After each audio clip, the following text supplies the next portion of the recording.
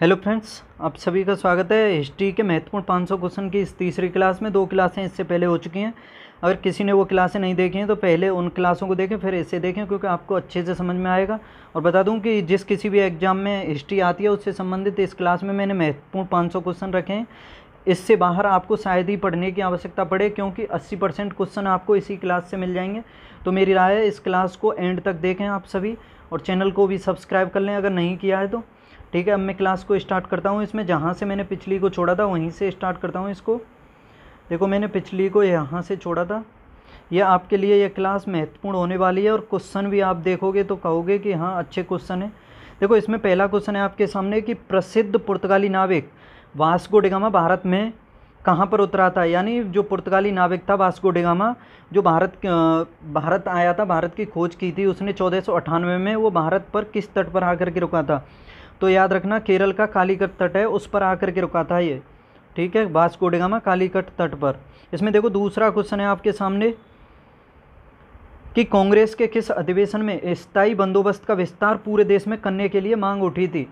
तो याद रखना, कांग्रेस का 1888 में कांग्रेस का चौथा अधिवेशन हुआ था, और इसमें अध्यक्षता की गई थी प्रथम अंग्रेज के द्वारा। जो अध्यक्ष थे इसके वो थे ब्रिटिश थे, वो जॉर्ज ह्यूल, उनके द्वारा इसकी अध्यक्षता की गई थी। और इसी इलाहाबाद 1988 के अधिवेशन में प्रथम बार हिंदी में भाषण दिया गया था। ये भी याद रख लो, ये भी महत्वपूर्ण पॉइंट हो जाता है कि प्रथम बार किस अधिवेशन में हिंदी में भाषण दिया गया। तो 1988 के इलाहाबाद अधिवेशन में। आपको बता दूं, ये भी समझा दूं कि स्थायी बंदोबस्त किसे कहते हैं। कि जैसे देखो, आपने एक वर्ड सुना होगा मालगुजारी। मालगुजारी, और मालगुजारी को ही कहा जाता है भूमि कर। यानी मालगुजारी का मतलब होता है भूमि कर। भूमि कर आसानी से समझ सकते हो। तो ये समझो कि जैसे जब अंग्रेज, जैसे स्थायी बंदोबस्त में समझा रहा हूँ आप सभी को, कि जैसे किसी क्षेत्र से अंग्रेज किसी व्यक्ति के द्वारा, यानी अधिक रूप में मालगुजारी, जैसे नीलामी बोली के आधार पर जो वह व्यक्ति, या दोबारा समझो कि जहाँ पर किसी व्यक्ति के द्वारा नीलामी बोली के आधार पर उन्हें मालगुजारी के रूप में अधिक यानी कैसे समझाऊं, मालगुजारी जहाँ से किसी व्यक्ति के द्वारा अधिक अंग्रेज़ों को दी जाती थी, तो उसको और उसके पुत्रों को भी स्थायी रूप से ये अंग्रेज वहाँ का जमींदार घोषित कर देते थे। ठीक है, और इसी व्यवस्था को उनके द्वारा जो जमींदार घोषित कर दिया जाता था, जमींदारी या स्थायी बंदोबस्त कहा जाता था। और फिर आगे कोई दिक्कत हो या मालगुजारी देने में कमी आए या कोई दिक्कत हो तो फिर अंग्रेज उन्हें हटा भी देते थे। ठीक है, याद रख लेना अच्छे से, ये महत्वपूर्ण पॉइंट हो जाते हैं। और ये जो स्टार्ट की गई थी स्थायी बंदोबस्त की, ये लॉर्ड हेस्टिंग्स हुए थे 1813 से 1823 तक, उसके टाइम में स्टार्ट हुई थी। ठीक है, याद रख लेना स्थायी बंदोबस्त। इसके अलावा एक रैयतवाड़ी भी समझ लो, ये इंपॉर्टेंट हो जाती है। एक महलवाड़ी भी है। इस रैयतवाड़ी की स्टार्टिंग हुई थी, उसकी स्टार्टिंग हुई थी टॉमस मुनरो और कैप्टन रीड के द्वारा। इसका जनक माना जाता है, इसके द्वारा शुरुआत हुई थी इसकी। ठीक है, और कहा जाता है कि 1820-21 में मद्रास में टॉमस मुनरो के द्वारा इसको लागू किया गया था। और महलवाड़ी ये होल्ट मैकेंजी के द्वारा की गई थी। देखो, मैकेंजी में माँ आ रहा है और महलवाड़ी में माँ, तो ऐसे याद कर सकते हो। होल्ट मैकेंजी के द्वारा महलवाड़ी को शुरुआत किया गया था 1819 में। ठीक है, देखो काफ़ी हो गया। अब आगे क्वेश्चन देखो इसमें कि भारत का वह अर्थशास्त्री कौन था जिसने भारतीय कृषि व्यवस्था का पुस्तक लिखी। यानी वह अर्थशास्त्री कौन था जिसने भारतीय कृषि व्यवस्था पर पुस्तक लिखी। तो ये थे RC दत्त। पूर्व एक ऐसा विश्वविद्यालय है जहां विद्यार्थी को कभी प्रमाण पत्र नहीं मिलता, यह कथन किसका है। यानी जो पूर्वी क्षेत्र है, जैसे एशिया का ये जो क्षेत्र है, ये पूर्व एक ऐसा विश्वविद्यालय है जहां विद्यार्थी को कभी भी प्रमाण पत्र नहीं मिलता। और यूरोप का क्षेत्र उसको पश्चिम कहा जाता है, याद रखना। तो ये कहा था लॉर्ड कर्जन ने। किसने? लॉर्ड कर्जन ने कहा था। कैबिनेट मिशन की नियुक्ति क्लीमेंट एटली के मंत्रिमंडल द्वारा 1946 में की गई थी। इसका अध्यक्ष कौन था? याद रखना, ये था पेंथिक लॉरेंस। जो कैबिनेट मिशन 1946 में आया था, उसके अलावा इसमें क्रिप्स अलेक्जेंडर और ये पेंथिक लॉरेंस उसके अध्यक्ष थे। ये 3 सदस्य शामिल थे उसमें, क्रिप्स, अलेक्जेंडर और पेंथिक लॉरेंस। अच्छे से समझ लो इन्हें।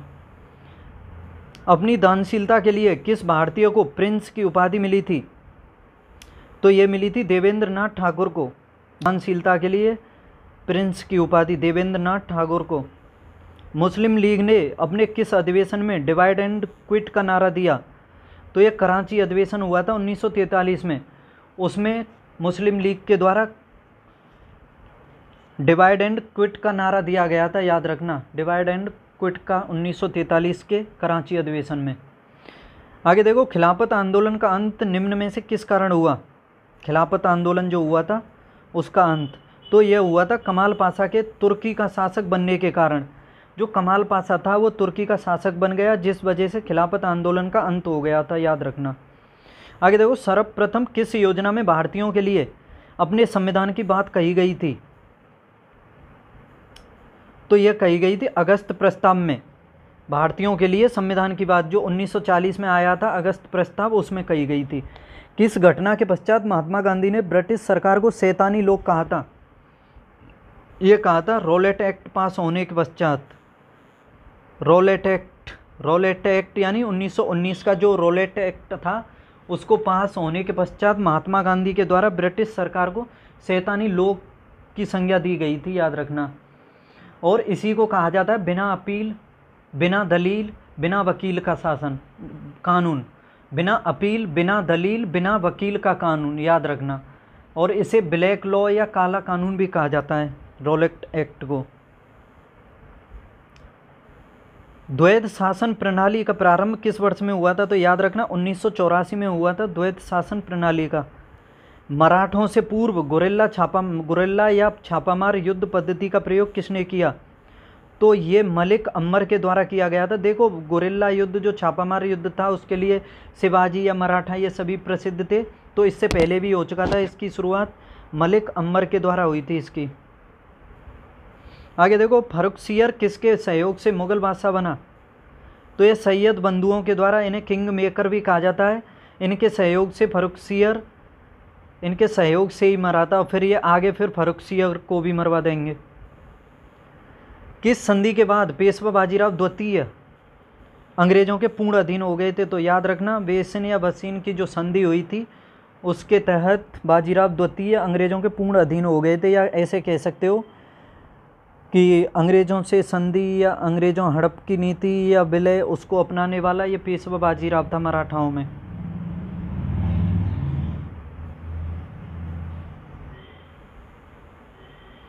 सिंहासन पर बैठने के बाद अशोक ने कौन सी उपाधि धारण की? तो देवनाम प्रिय, देवानाम प्रिय, ये अशोक को ही कहा जाता है। प्रियदर्शी, ये कई नाम है इसके, याद रखना।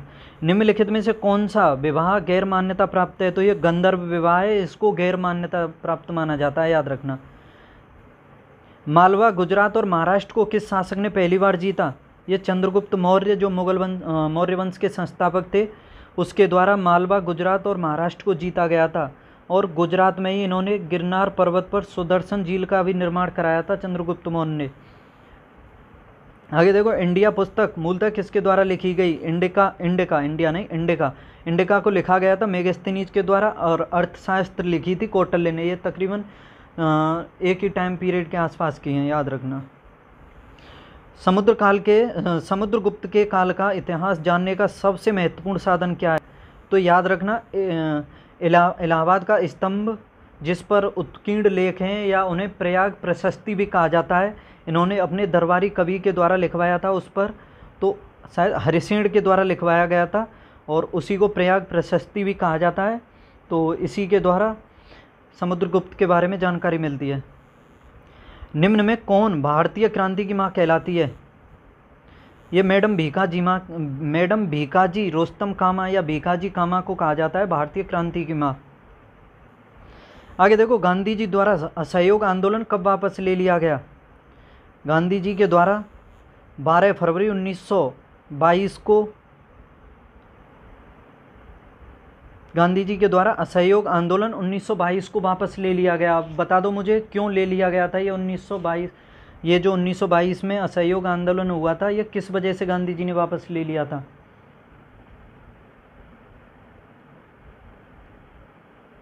तो बता दूं, 5 फरवरी 1922 को यूपी के गोरखपुर ज़िले में एक चोरी चोरा कांड हुआ था, उसी वजह से इन्होंने वापस ले लिया था। और ये जो चोरी चोरा कांड हुआ था उसमें जो भीड़ थी उसके द्वारा एक चोरी चोरा की पुलिस चौकी थी, उसमें आग लगा दी गई थी, जिसमें 22 पुलिसकर्मी मारे गए थे। इसी वजह से इन्होंने आहत होकर के ये असहयोग आंदोलन वापस ले लिया, इन्होंने वापस लिया। फिर उसके बाद अंग्रेज़ सरकार ने इन्हें हिंसा भड़काने के विरोध में, हिंसा भड़काने का इन पर आरोप लगा दिया। उस वजह से 10 मार्च 1922 को इन्हें कैद कर लिया और 6 वर्ष की सज़ा दे दी थी।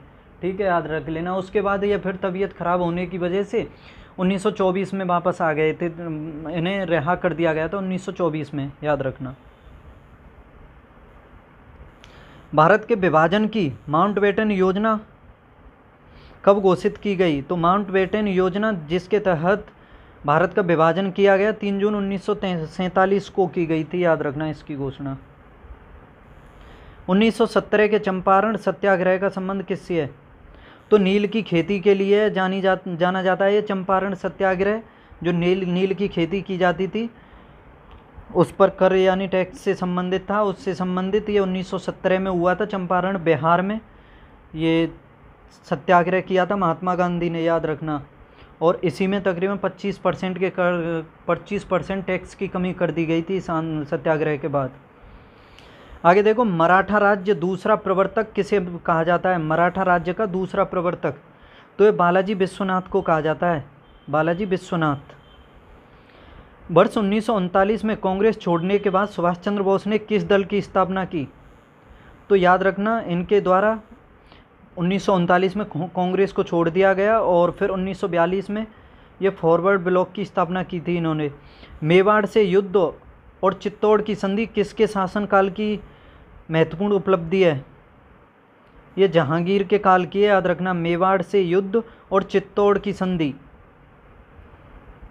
जहांगीर के समय में। यदि हम मेंढक की तरह वर्ष में केवल एक बार टर्राएंगे तो भारतीयों को कोई सफलता नहीं मिल सकती। यानी ये बताओ किसका कथन था कि यदि हम मेंढक की तरह वर्ष में एक बार टर्राएंगे यानी टर्र एक बार करेंगे तो भारतीयों को कोई भी सफलता नहीं मिल सकती। और इस बारे में किसने कहा था? ये कहा गया था कांग्रेस के बारे में बाल गंगाधर तिलक के द्वारा, याद रखना अच्छे से।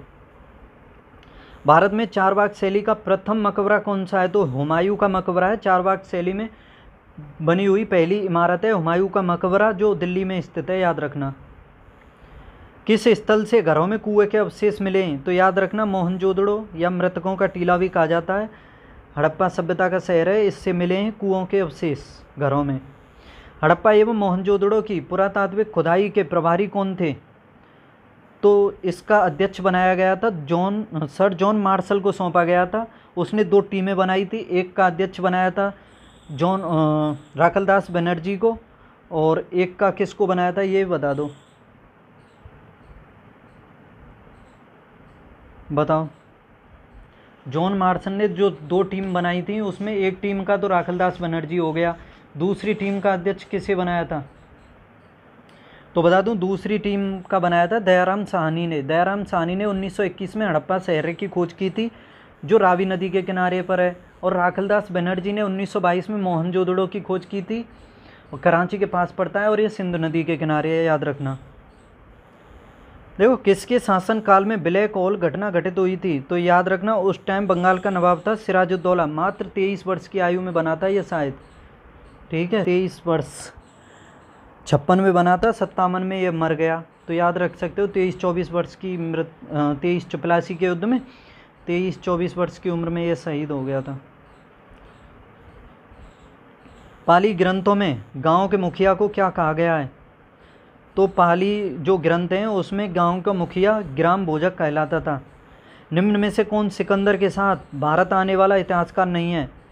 हेरोडोटस जो है ये सिकंदर के साथ नहीं है, ये शायद, ये बताओ किसके? शायद मोहम्मद बिन कुतुबुद्दीन ऐबक के टाइम में आया या मोहम्मद बिन तुगलक के टाइम में आया?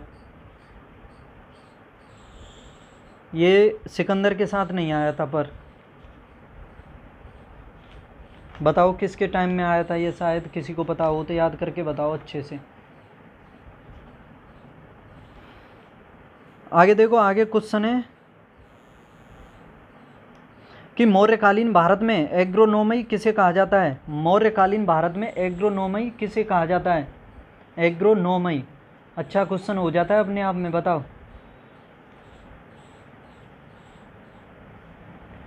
तो ये कहा जाता है सड़क निर्माण अधिकारी को एग्रोनोमी, आगे देखो, निम्नलिखित में कौन अफगानिस्तान स्थित सिंधु सभ्यता का स्थल है? अफगानिस्तान स्थित सिंधु सभ्यता का स्थल यह मुंडी गाख, सुरतोगोई, देहमोरा, सिंगुडई।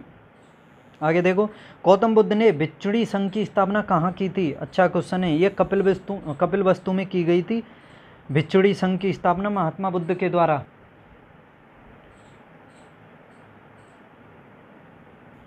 आगे देखो, कौटिल्य के अर्थशास्त्र में किस पहलू पर प्रकाश डाला गया है? कौटिल्य के अर्थशास्त्र में किस पहलू पर प्रकाश डाला गया है, बताओ।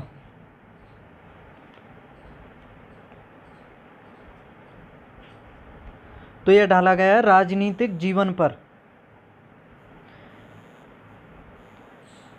आगे देखो, पाटलिपुत्र में स्थित चंद्रगुप्त का महल मुख्यतः लकड़ी का बना हुआ था। लकड़ी का, चंद्रगुप्त का जो महल था वो लकड़ी का बना हुआ था। देखो, 2 शासक इंडिया में ऐसे हुए हैं जिसके दोनों शासकों के महल लकड़ी के बने हुए थे। और ये बता दो, 2 महल, वो ये तो हो गया चंद्रगुप्त मौर्य का, दूसरा किसका था? और इतना बता देता हूँ, वो दिल्ली सल्तनत के टाइम में था। बताओ किसका था?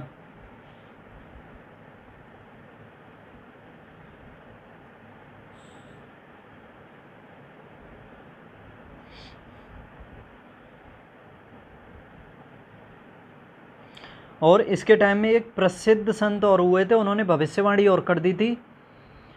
तो बता दूं, ये हुआ था, तुगलक वंश का संस्थापक था गयासुद्दीन तुगलक। ठीक है, निजामुद्दीन औलिया हुए थे उसके टाइम में। तो उन्होंने भविष्यवाणी कर दी थी जब ये बंगाल में गया था विद्रोह को शांत करने, कि वो वापस नहीं आएगा, और आएगा तो आएगा इस वजह से शासक बना दो जोना खां को। तो वही भविष्यवाणी सिद्ध हुई थी, लकड़ी का महल बना दिया, फिर उसका स्वागत किया और उसी में आग लगा करके उसे मार दिया। आगे देखो, इसमें लॉर्ड कर्जन ने बंगाल विभाजन किस वर्ष रद्द किया?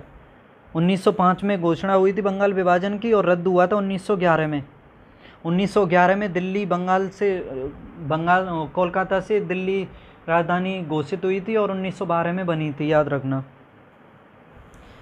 आगे देखो, बौद्ध धर्म जैन धर्म दोनों ही विश्वास करते हैं। बताओ किसमें बौद्ध धर्म और जैन धर्म में किसको मान्यता दी जाती है? तो याद रखना, कर्म और पुनर्जन्म के सिद्धांत में विश्वास करते हैं। ये दोनों धर्म जो हुए हैं कर्मवादी धर्म है, और ये पुनर्जन्म के सिद्धांत में विश्वास करते हैं। ठीक है, ये आत्मा को नहीं मानते हैं और पुनर्जन्म के सिद्धांत में विश्वास करते हैं, याद रखना अच्छे से।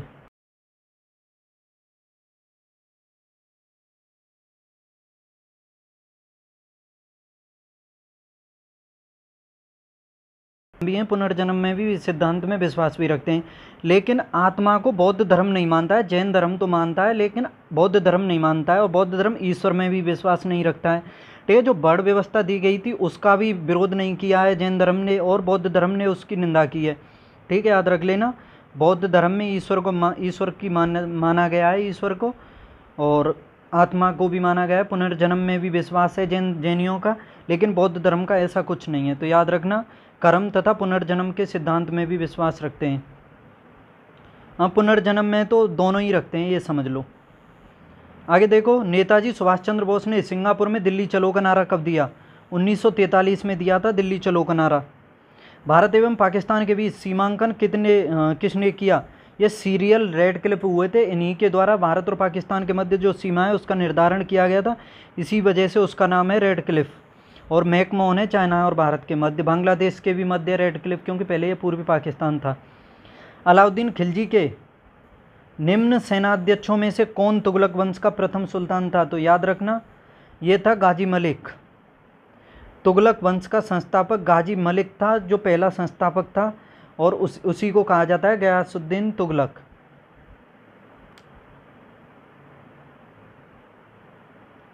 आगे देखो, आधुनिक युग का मनु किसे कहा जाता है? ये कहा जाता है भीमराव अंबेडकर को आधुनिक युग का मनु। रंगपुर हड़प्पा की समकालीन सभ्यता थी, कहाँ पर है? सौराष्ट्र में है ये रंगपुर। 1857 की क्रांति का चिन्ह क्या था? तो यह था कमल और रोटी, चपाती कह सकते हो, याद रखना, कमल और रोटी। गदर पार्टी की स्थापना किस वर्ष हुई? 1913 में। ये बता दो कि किसने स्थापना की थी 1913 में गदर पार्टी की स्थापना। वेदों को अपौरुषेय क्यों कहा जाता है? अपौरुषेय, क्योंकि वेदों की रचना देवताओं द्वारा की गई है, याद रखना, इसी वजह से इन्हें अपौरुषीय कहा जाता है।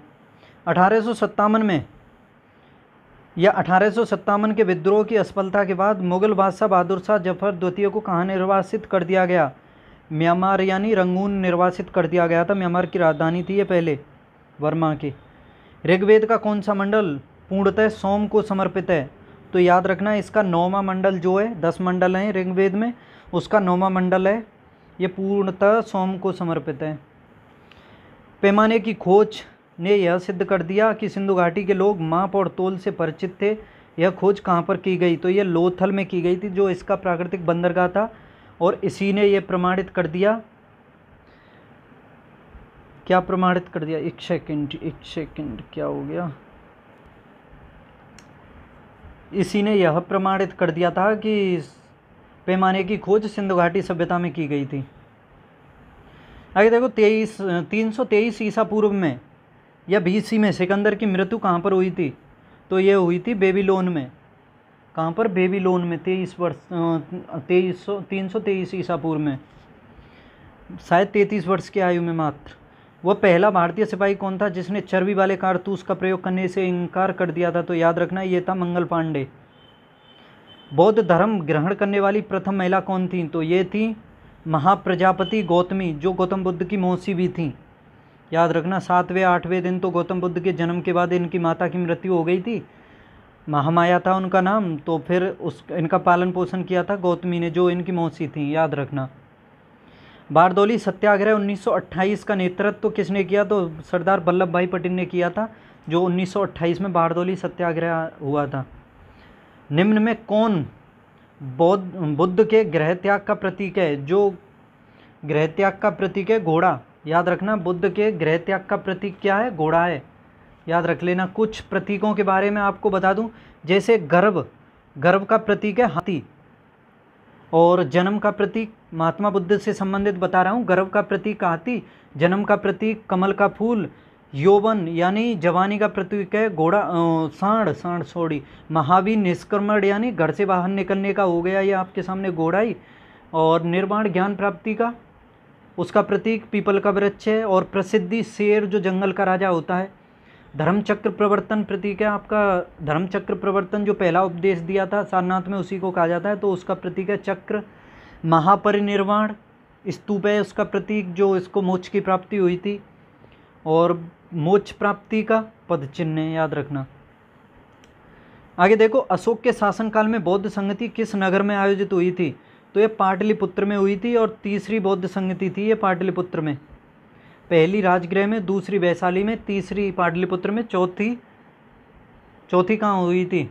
कुंडनवल कश्मीर में। आगे देखो सिंधु घाटी सभ्यता, चलो ये तो टाइप मिस्टेक है। आगे देखो इसमें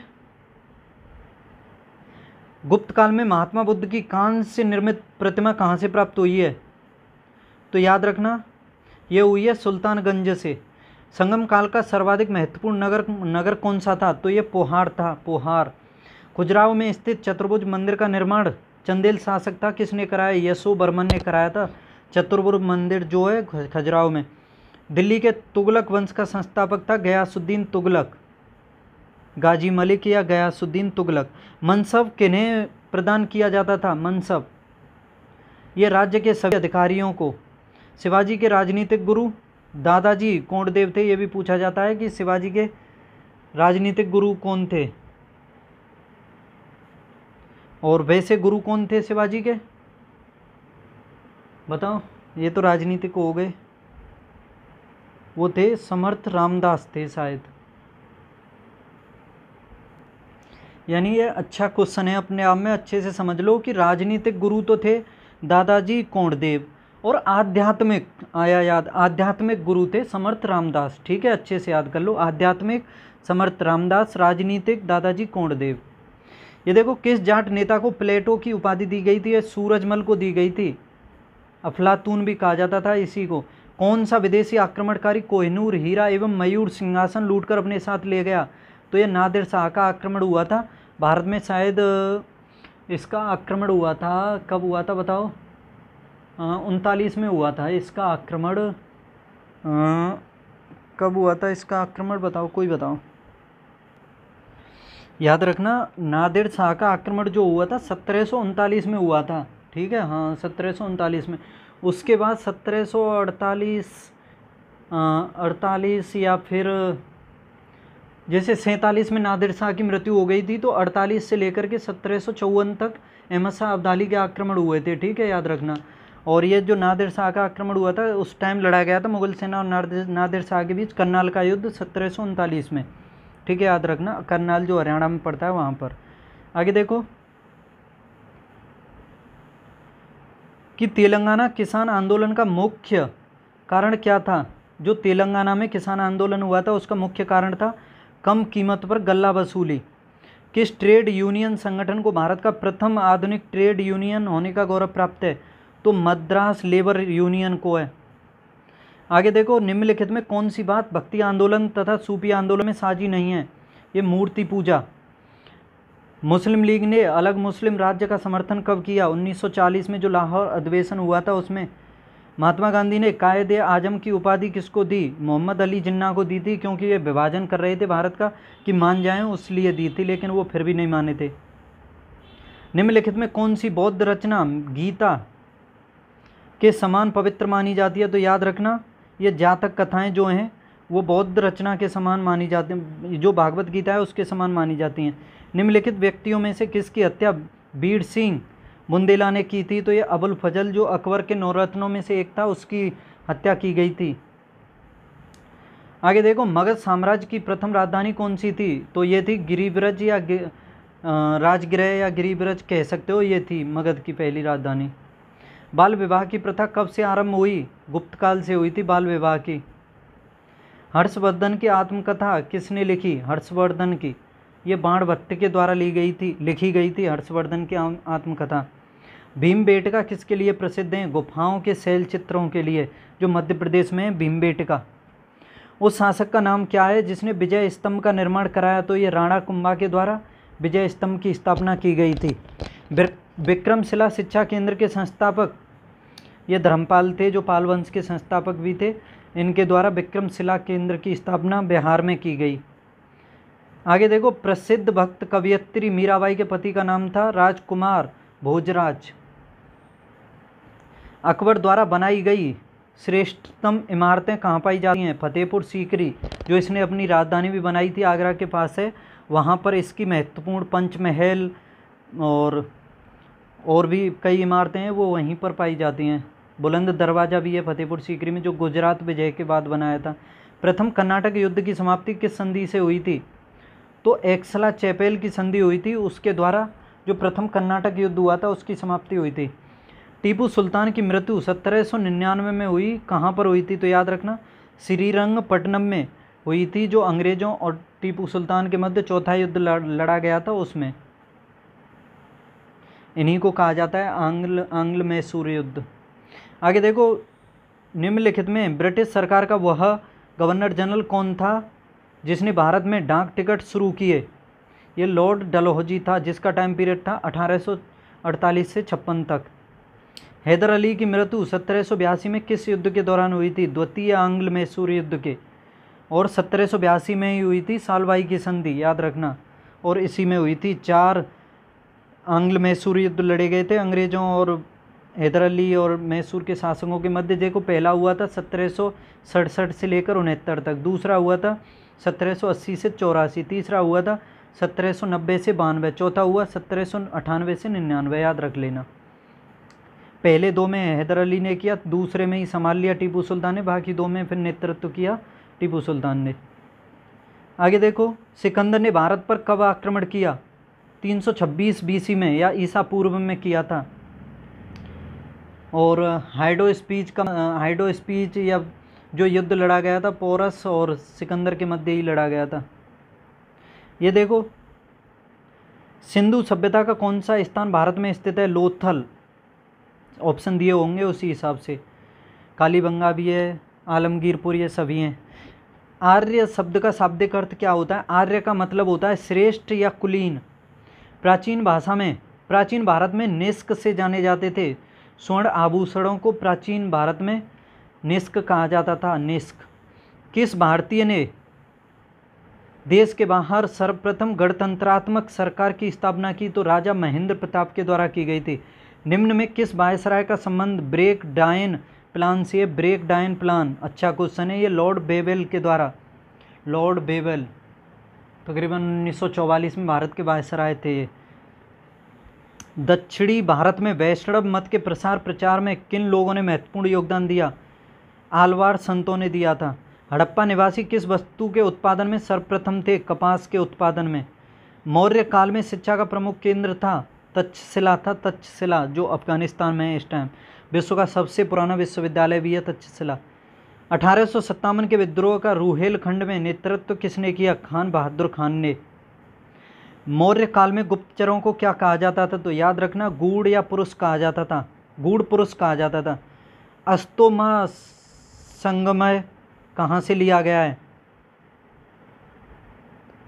अस्तोमा संगमय ये लिया गया है ऋग्वेद से।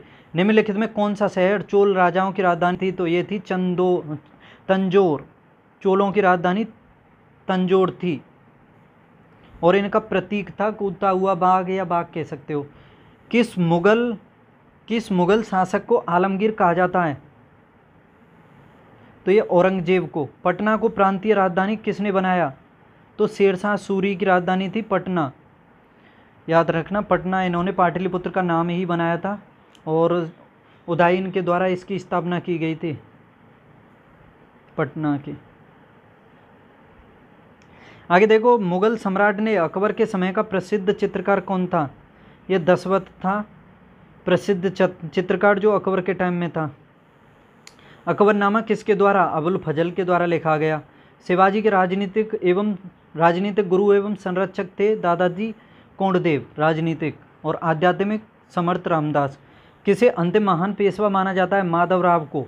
माधवराव प्रथम को माना जाता है अंतिम महान, जबकि बाजीराव द्वितीय को, जिसने अंग्रेजों की संधि को अपनाया था, बाजीराव द्वितीय को माना जाता है अंतिम, और अंतिम महान माना जाता है माधवराव को। याद रखना अच्छे से, अच्छा क्वेश्चन है अपने आप में।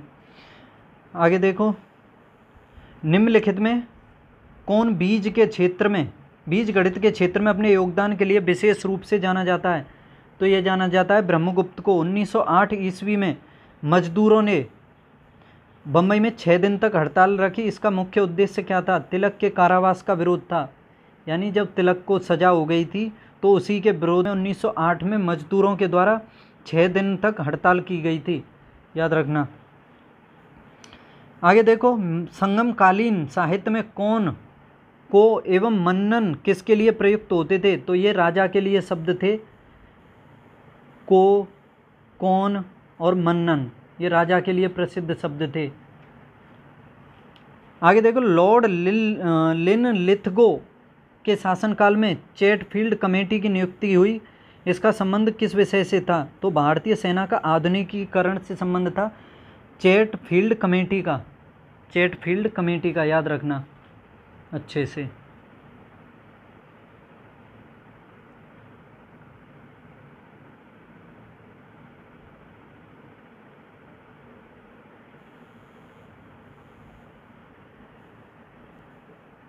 आगे देखो, अपनी दानशीलता के लिए किस भारतीय को प्रिंस की उपाधि ये बता दिया? देवेंद्र नाथ ठाकुर को।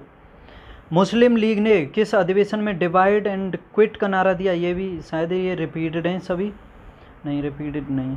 सबने अवज्ञा आंदोलन अंतिम रूप से कब वापस लिया गया? तो ये 7 अप्रैल 1934 को लिया गया। मुस्लिमों ने असहयोग आंदोलन में भाग लिया, इसका मुख्य कारण क्या था? ये खिलाफत आंदोलन में मिला सहयोग था।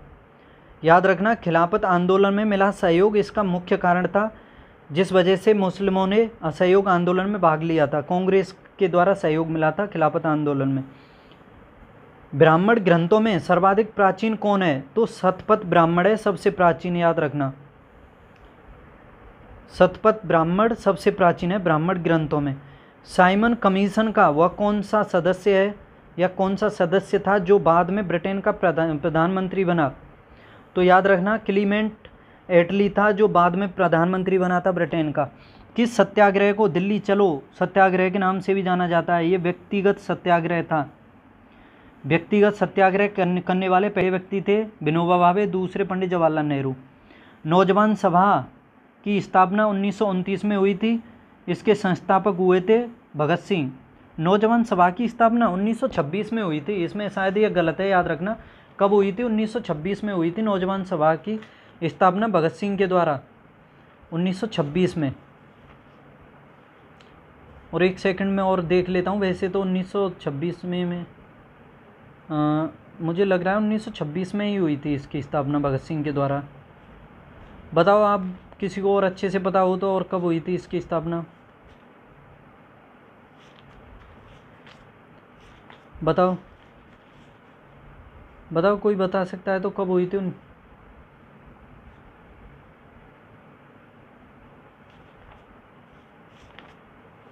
एक सेकंड।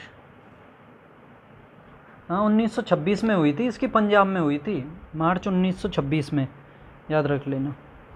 देखो, मुस्लिम लीग ने किस दिन को पाकिस्तान दिवस के रूप में मनाया? 27 मार्च 1947 को। जवाहरलाल नेहरू ने किसे गुमराह देशभक्त की संज्ञा दी? ये दी थी आज़ाद हिंद फौज के जवानों को गुमराह देशभक्त की। किस घटना के पश्चात महात्मा गांधी ने ब्रिटिश सरकार को शैतानी लोग कहा था? रोलेट एक्ट के बाद। निम्न में कौन सी कर्नाटक की राजधानी थी? अर्काट थी, ऑप्शन दिए होंगे उसी हिसाब से। जब सिंधु का विलय हुआ उस समय भारत का गवर्नर जनरल कौन था? तो लॉर्ड एलनबरो था, सिंधु का विलय जब हुआ था। वह ब्रिटिश सेनापति कौन था जिसने मीर कासिम को 1763 ईस्वी में युद्धों में परास्त किया? तो मेजर एडम्स थे। द्वैत शासन प्रणाली का प्रारंभ किस वर्ष हुआ? 1784 में, वॉरेन हेस्टिंग्स के टाइम में हुआ था राज्यों में द्वैत शासन प्रणाली का। किस आंदोलन के दौरान तिलक ने यह प्रसिद्ध नारा दिया कि स्वराज हमारा जन्मसिद्ध अधिकार है और इसे मैं लेकर रहूँगा? होम रूल लीग के टाइम दिया था, होम रूल लीग 1916 के टाइम। अखिल भारतीय किसान सभा का गठन कब और कहाँ हुआ? 1934 के लखनऊ अधिवेशन में हुआ था। कुव्वतुल इस्लाम मस्जिद का निर्माण किस मुस्लिम शासक ने, कुतुबुद्दीन ऐबक ने कराया था? अपने गुरु के नाम पर, याद रखना। कुव्वत उल इस्लाम मस्जिद का निर्माण। झांसी की रानी लक्ष्मीबाई की मृत्यु 18 जून 1858 में, शायद 31 वर्ष की आयु में, 18 जून 1858 में झांसी में अंग्रेजों से लड़ते हुए। नेहरू रिपोर्ट का मूल विषय क्या था? भावी राष्ट्रीय आंदोलन की रूपरेखा था। किस गवर्नर जनरल ने अपने को बंगाल का शेर कहा था? लॉर्ड वेलेजली ने कहा था अपने को बंगाल का शेर। रोलेट एक्ट पारित हो जाने के बाद केंद्रीय व्यवस्थापिका सभा से किसने इस्तीफा नहीं दिया था? अजमल खान ने इस्तीफा नहीं दिया था, याद रखना। हिंदू तथा मुसलमान एक सुंदर वधू अर्थात भारत की दो आंखें हैं, यह कथन किसका है? सुंदर वधू अर्थात भारत की दो आंखें, तो यह कहा था सर सैयद अहमद खान ने। किसने? सर सैयद अहमद खान, जिसके द्वारा स्थापना की गई थी एएमयू की। आगे देखो, निम्नलिखित में से किस ग्रंथ में सर्वप्रथम पुनर्जन्म के सिद्धांत का उल्लेख मिलता है? तो ये मिलता है बृहदारण्यकोपनिषद में। अगस्त ऋषि के शिष्य तोलकपियन ने तोलकपियम नामक ग्रंथ की रचना की थी, उसमें वर्णित विषय है।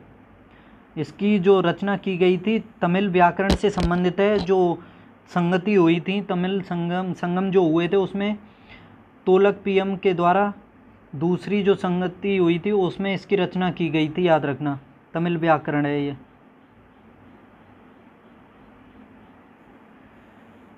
आगे देखो, ब्रह्म समाज किस सिद्धांत पर आधारित है? ये एकेश्वरवाद पर आधारित है। राजा राम मोहन राय के द्वारा स्थापना की गई थी। बाबर ने प्रसिद्ध तुगलकमा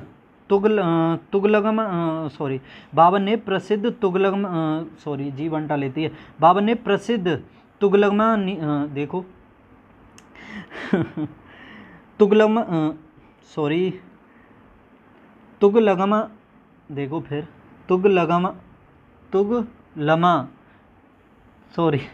तुगलमा नीति का सर्वप्रथम किस युद्ध में प्रयोग किया था? पानीपत के प्रथम युद्ध में, जो 1526 में लड़ा गया था, उसमें तुगलमा नीति का किस युद्ध को जीतने के बाद शेर शाह ने दिल्ली में अफगान सत्ता की स्थापना की? चौसा का युद्ध जो हुआ था उसे जीतने के बाद शेर शाह सूरी ने दिल्ली में अफगान सत्ता की स्थापना की थी 1939 में। उसमें 1539 में, हाँ 1539 में। किस गुप्तकालीन शासक को कविराज कहा जाता था? तो ये समुद्रगुप्त को कहा जाता था। इतिहासकार स्मिथ ने अकबर के किस अभियान को ऐतिहासिक द्रुतगामी आक्रमण कहा था? तो द्वितीय गुजरात अभियान को कहा था, याद रखना। किस गुप्तकालीन शासक को कविराज कहा गया है? तो नक्कारा को भी कहा गया है। देखो पहले क्वेश्चन आया अभी थोड़ी देर पहले, कविराज कहा गया समुद्रगुप्त को, तो ये क्या है? ये शायद ऐसे हो सकता है इसमें, ये तो शासक ही नहीं है, नक्कारा ने कहा होगा। चलो नक्कारा, ये समुद्रगुप्त याद करना आप, कविराज। अकबर और राणा प्रताप के मध्य हल्दी घाटी का युद्ध, ये 18 जून 1576 को हुआ था हल्दी घाटी का युद्ध। अकबर और महाराणा प्रताप, अकबर की सेना और महाराणा प्रताप के मध्य। निम्न इतिहासकारों में से अकबर को इस्लाम का शत्रु किसने कहा? अहमद यादगार ने कहा था। जहांगीर ने किसके द्वारा अबुल फजल की हत्या कराई? बीर सिंह बुंदेला के द्वारा। अंग्रेज दूत कैप्टन हॉकिंस एवं सर टॉमस रो किस मुगल दरबार में आए थे? किसके शासनकाल में? जहांगीर के में। एक आया था 1608 में, एक आया था टॉमस रो कब आया? तकरीबन 1615 में। तेभागा आंदोलन के किसानों की प्रमुख मांगें क्या थीं? कुल उपज का 1/3 भाग कल लेने की मांग थी, 1/3 कल लेने की मांग। किस सिख नेता की इस्लाम धर्म ग्रहण न करने पर औरंगजेब ने हत्या करवा दी थी? गुरु तेग बहादुर की। 30 दिसंबर 1530 को हुमायूं का राज्याभिषेक कहाँ पर किया गया? आगरा में। शाहजहाँ की किस पुत्री ने कैद के समय शाहजहाँ की किस पुत्री ने कैद के समय उसकी सेवा की? जहान आरा ने। काशी के किस प्रसिद्ध विद्वान ने शिवाजी का राज्याभिषेक करवाया? सो श्री गंगा भट्ट ने कराया था। काशी के विद्वान थे। शिवाजी का राज्याभिषेक 2 बार हुआ था इनका राज्याभिषेक, याद रखना। औरंगजेब का भी हुआ था। निम्न में किसने मराठाओं की राजधानी को सतारा से पुनः स्थानांतरित किया? बालाजी विश्वनाथ ने। गुप्त शासकों द्वारा जारी किए गए चांदी के सिक्के क्या कहलाते थे? रूपक। विजय स्तंभ कहाँ स्थित है? याद रखना, चित्तौड़गढ़ में स्थित है। कश्मीर पर लगभग 50 वर्ष तक शासन करने वाली रानी दिद्धा किस वंश की थी? लोहार वंश की। अकबर का अंतिम विजय अभियान कौन सा था? असीरगढ़ विजय अभियान। शिवाजी को राजा की उपाधि ये औरंगजेब ने दी थी, और राजा राम मोहन राय को दी थी अकबर द्वितीय ने, और शिवाजी को राजा की उपाधि ये औरंगजेब के द्वारा दी गई थी, याद रखना। किस मराठा शासक के शासनकाल को पेशवाओं के शासनकाल के नाम से जाना जाता है? शाहू के। जहांगीर ने खान की उपाधि से सम्मानित किया था विलियम हॉकिंस को। नालंदा विश्वविद्यालय किस लिए प्रसिद्ध है? बौद्ध धर्म दर्शन के लिए। एक सेकंड पानी पी लेता हूँ।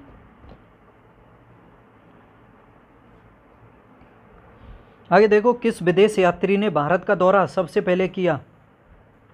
मेगस्थनीज ने। मानव द्वारा सर्वप्रथम प्रयुक्त अनाज कौन सा था? चावल था। हिंदू विधि पर एक पुस्तक मिताक्षरा ये विज्ञानेश्वर के द्वारा लिखी गई थी। हिंदी विधु पर पुस्तक है मिताक्षरा। निम्नलिखित में किस भक्ति संत ने अपने संदेश के प्रचार के लिए सबसे पहले हिंदी का प्रयोग किया? रामानंद ने। निम्नलिखित में किस शासकों के पास एक शक्तिशाली नौसेना थी? चोलों के पास थी नौसेना। तुगलकनामा के रचनाकार थे ये अमीर खुसरो के द्वारा तुगलकनामा की रचना की गई थी। कृष्णदेव राय किसके समकालीन थे? हुमायूं के। आदि ग्रंथ किसने संकलित किया? गुरु अर्जुन देव ने। चोल काल में कडिमे का अर्थ था भूराजस्व लगान। ब्रह्म समाज का सिद्धांत था एकेश्वरवाद। एकेश्वरवाद का सिद्धांत था ब्रह्म समाज का। हर्षवर्धन अपनी धार्मिक सभा कहाँ किया करता था? तो प्रयाग यानी इलाहाबाद में। मुगल काल में निम्नलिखित बंदरगाहों में से किसको बाबुल मक्का या मक्का द्वार कहा जाता था सूरत को। भारत में तंबाकू के प्रचलन का श्रेय ये पुर्तगालियों को दिया जाता है, जहांगीर के टाइम से। सोने के सर्वाधिक सिक्के किस काल में जारी किए गए? गुप्त काल में। किस व्यक्ति को द्वितीय अशोक कहा जाता है? हर्षवर्धन को। शून्य की खोज की थी आर्यभट्ट ने। महमूद बेगड़ा किस राज्य का प्रसिद्ध सुल्तान था? खानदेश का। प्रसिद्ध विरूपाक्ष मंदिर ये हम्पी में स्थित है, विरूपाक्ष मंदिर। अकबर द्वारा बनवाई गई कौन सी इमारत का नक्शा बौद्ध विहार की तरह है? पंचमहल, फतेहपुर सीकरी में। गुलबदन बेगम निम्न में किसकी पुत्री थी? बाबर की। गोविंद महल जो हिंदू वास्तुकला का अप्रतिम उदाहरण है, कहाँ स्थित है? दतिया में। किस सिख गुरु ने गुरु नानक की जीवनी लिखी? गुरु अर्जुन देव ने। दक्षिण अफ्रीका में महात्मा गांधी द्वारा प्रकाशित पत्रिका का नाम था इंडियन ओपिनियन। कवि मोहम्मद इकबाल जिन्होंने सारे जहां से अच्छा हिंदुस्तान हमारा का प्रकाशन किस स्थान से किया या किस स्थान पर कहा? कश्मीर। वर्ष 1919 में जलियांवाला बाग कांड कहाँ? अमृतसर में हुआ था, जलियांवाला बाग में। काकोरी ट्रेन डकैती कांड के नायक कौन थे? रामप्रसाद बिस्मिल। उपन्यास दुर्गेश नंदिनी के लेखक कौन हैं? बंकिम चंद्र चटर्जी या बंकिम चंद्र चट्टोपाध्याय। चरक किसके राज्य चिकित्सक थे? कनिष्क के। अकबर काल में भूराजस्व व्यवस्था की प्रसिद्ध नीति आयन ए दहसाला पद्धति किसके द्वारा निर्मित की गई थी? टोडरमल के। देखो क्लास काफ़ी लंबी हो गई है, तो आज यहीं तक रखते हैं, कल यहीं से स्टार्ट करेंगे, ठीक है। कल ये 500 कंप्लीट हो जाएंगे इस क्लास में, कल की क्लास में, ठीक है। अच्छी लगी हो क्लास तो चैनल को सब्सक्राइब कर लें, लाइक शेयर भी ज़रूर कर दें, जिससे मुझे भी मोटिवेशन या मुझे भी जोश आता रहे और अच्छी क्लास में आपके लिए लाता रहूं। पढ़ते रहो, कल मिलते हैं फिर इसकी लास्ट क्लास में, तब तक बाय।